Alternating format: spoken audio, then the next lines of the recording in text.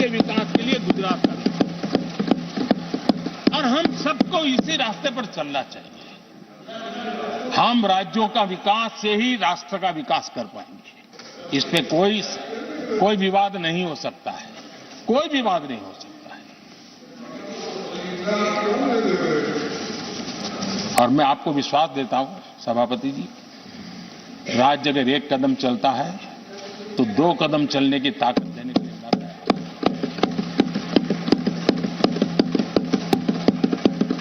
हूं। Cooperative federalism क्या होता है, और मैंने तो हमेशा कहा कॉम्पिटिटिव कोऑपरेटिव फेडरलिज्म। आज देश को जरूरत है कॉम्पिटिटिव कोऑपरेटिव फेडरलिज्म।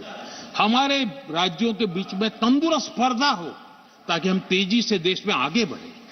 एक सकारात्मक सोच के साथ हमको चलने की जरूरत है। और मैं ये राज्य में था तब भी इसी विचारों को लेकर के काम करता था, इसलिए चुपचाप सहता भी था। आदरणीय सभापति जी, कोविड एक उदाहरण है। इतना बड़ा संकट आया दुनिया का, ऐसे संकट के समय राज्य के मुख्यमंत्रियों के साथ 20 बैठकें की उस कालखंड में, एक एक बात का विचार विमर्श करके साथ लेकर के, और सभी राज्यों का सहयोग एक टीम बन करके केंद्र और राज्य ने काम किया। दुनिया जिस मुसीबत को झेल नहीं पाई, हम सब ने मिलकर के, किसी एक को क्रेडिट मैं कभी नहीं दूंगा, सब ने मिलकर के इस देश को बचाने के लिए जो हो सकता है, राज्यों को भी उसकी क्रेडिट लेने का पूरा अधिकार है। इस सोच में हमने काम किया। आदरणीय सभापति जी, G20 का आयोजन हम दिल्ली में कर सकते थे। हम दिल्ली में इन बड़े बड़े नेताओं के बीच रह करके सब कुछ क्या नहीं कर, पहले हुआ ही है। हमने ऐसा नहीं किया। हमने G20 का पूरा यश राज्यों को, दिल्ली में एक मीटिंग की तो राज्य में 200, एक एक राज्य को एक्सपोजर मिले दुनिया में। ये गलती से नहीं हुआ, योजना के तरीके से हुआ है। मेरे लिए किसकी सरकार है इसके आधार पर मैं देश नहीं चलाता। हम सब मिलकर के देश आगे बढ़ाना चाहते हैं, इस भूमिका से काम किया है। आदरणीय सभापति, हमारे देश में विदेश के मेहमान आते थे तो मेरे आने के बाद आ रहे था, थोड़ा पहले भी आते थे।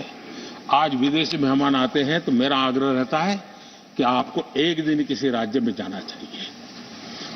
मैं उनको लेते के जाता हूं राज्यों में, ताकि उनको पता चले कि मेरा देश यानी दिल्ली नहीं है, मेरा देश चेन्नई में भी है, मेरा देश बेंगलुरु में भी है, मेरा देश हैदराबाद में भी है, मेरा देश पुरी में भी है, भुवनेश्वर में भी है, मेरा देश कलकत्ता में भी है, मेरा देश गुवाहाटी में भी है।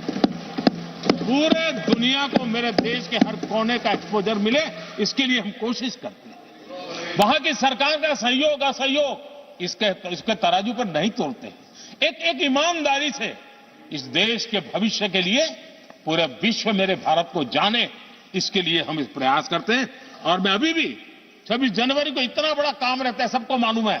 उसके बाद भी मैं 25 तारीख को फ्रांस के राष्ट्रपति को राजस्थान की गलियों में घुमा रहा था। मैं दुनिया को पता चले कि मेरा राजस्थान ऐसा।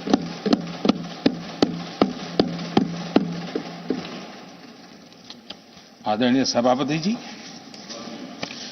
हमने एक बहुत बड़ा कार्यक्रम लिया जिसकी विश्व में एक मॉडल के रूप में चर्चा हो रही है, एस्पिरेशनल डिस्ट्रिक्ट। एस्पिरेशनल डिस्ट्रिक्ट की जो सफलता है ना, उसमें 80% भूमिका मेरे राज्यों के सहयोग की है।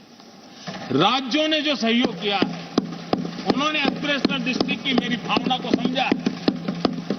आज उस एस्पिरेशनल डिस्ट्रिक्ट को आगे बढ़ाने के लिए 80% ताकत राज्यों से मिल रही है, डिस्ट्रिक्ट लेवल के अफसरों से मिल रही है। और जो राज्य, वो राज्य की औसत में भी आखिरी पायदान पे खड़े थे, वो आज नेशनल एवरेज के साथ कंपटीशन करने लगे। ये डिस्ट्रिक्ट कभी पिछड़ी डिस्ट्रिक्ट मानी जाती थी। ये सबका सहयोग से हो रहा है, और इसलिए हमारे कार्यक्रमों की रचना ही सबको साथ लेकर के चलने की है और मिलकर के देश के भविष्य को बनाने की है। आज देश का हर कोना, हर परिवार विकास के फल प्राप्त करे, ये हम सबका दायित्व है और हम उसी दिशा में जाना चाहते हैं।